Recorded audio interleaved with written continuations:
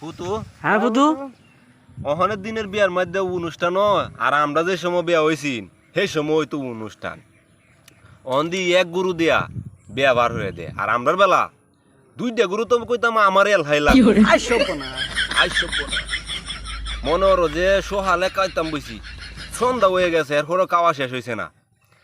মনে হলো খাওয়ার দুপুর যে বেলা হয়ে গেছে গা, এই সময় বাবুসি রায় কইতো, সাইদার রায় কইতো যে বলে আমনে যে অত গুছ লইছুন এই গুছ কি খাইতার বাইন। আমি কইতাম বেডা এই গুস্তের আগে আর এই গুস্তের পরে দুই বেলাও যদি কেয়ার ফুললেও যদি দেও এরপরেও তো বেটা খায় আরাম বেলা বুঝো কিমন খাওয়া ডাকতাম।